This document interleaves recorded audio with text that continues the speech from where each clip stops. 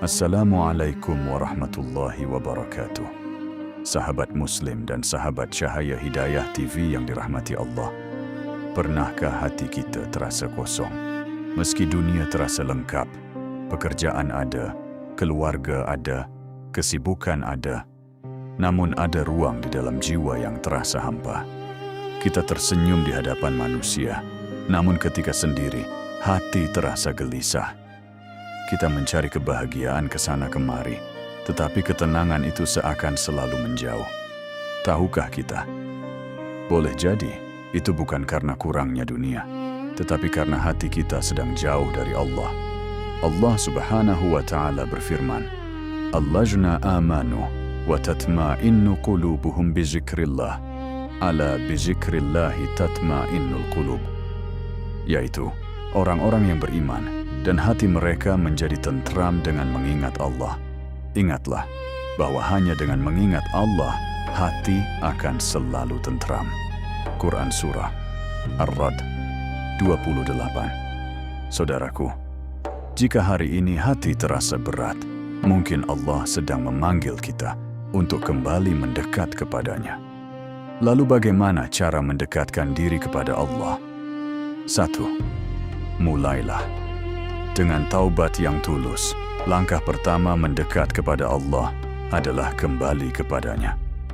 Tak peduli seberapa jauh kita pernah melangkah, tak peduli sebanyak apa dosa yang pernah kita lakukan, pintu ampunan Allah selalu terbuka. Allah berfirman, "Qul ya ibadiyallazina asrafu ala anfusihim, la taqnatu min rahmatillah. Innallaha yaghfiruz dzunuba jami'a. Innahu huwal ghafurur rahim." Katakanlah, wahai hamba-hambaku yang melampaui batas terhadap diri mereka sendiri, janganlah kamu berputus asa dari rahmat Allah. Sesungguhnya Allah mengampuni dosa-dosa semuanya. Sungguh, Dialah yang Maha Pengampun, Maha Penyayang. Quran Surah Az-Zumar 53. Taubat bukan hanya ucapan istighfar di bibir. Taubat adalah penyesalan dalam hati, berhenti dari dosa, dan bertekad untuk tidak mengulanginya. Malam ini, mungkin adalah waktu terbaik untuk berkata, "Ya Allah, aku ingin kembali kepadamu." 2. Jaga salat, karena itulah tali penghubung. Dengan Allah, salat adalah pertemuan seorang hamba dengan Rabb-Nya. Namun seringkali kita salat sekadar menggugurkan kewajiban. Tubuh kita berdiri, tapi hati kita sibuk memikirkan dunia. Padahal Rasulullah Shallallahu Alaihi Wasallam bersabda bahwa salat adalah penyejuk hati.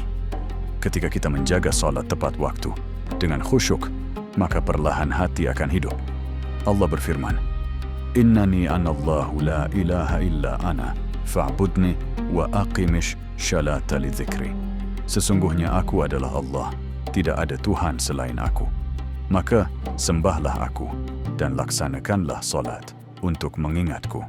Quran Surah Taha 14. Jika ingin dekat kepada Allah, jangan tinggalkan panggilannya. Karena bagaimana mungkin kita berharap dekat kepada Allah jika ketika Dia memanggil, kita justru menunda? 3. Dekatlah dengan Al-Quran. Al-Quran bukan sekadar untuk dibaca saat Ramadan. Ia adalah surat cinta dari Allah untuk hamba-Nya. Di dalamnya ada petunjuk, penenang hati, dan jawaban bagi kegelisahan hidup.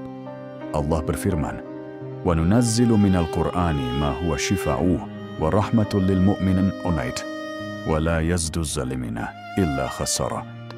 Dan kami turunkan dari Al-Quran sesuatu yang menjadi penawar dan rahmat bagi orang-orang yang beriman. Sedangkan bagi orang-orang yang zalim, Al-Quran itu hanya akan menambah kerugian.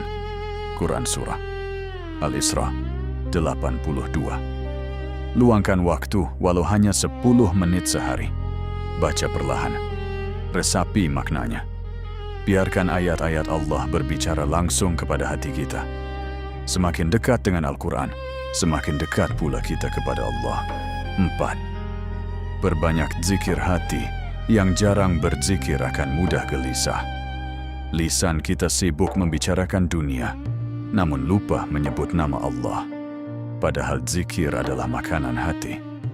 Rasulullah Shallallahu Alaihi Wasallam sering membasahi lisannya dengan zikir.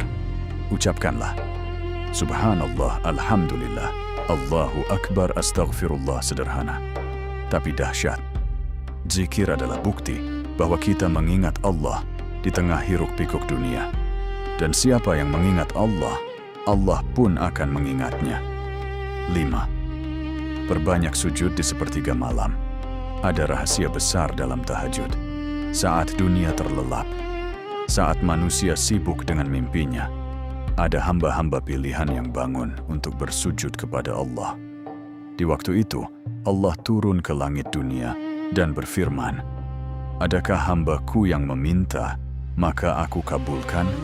Adakah yang memohon ampun, maka aku ampuni?" Hadis riwayat Bukhari dan Muslim. Jika engkau ingin benar-benar dekat dengan Allah, cobalah bangun malam. Meski hanya 2 rakaat, curahkan semua isi hati.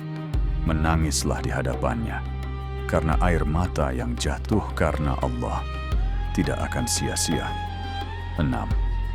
Berkumpullah dengan orang-orang syalih lingkungan mempengaruhi hati. Jika kita dekat dengan orang yang cinta dunia, hati kita akan condong kepada dunia. Namun jika kita dekat dengan orang-orang yang mengingatkan kita kepada Allah, hati akan hidup.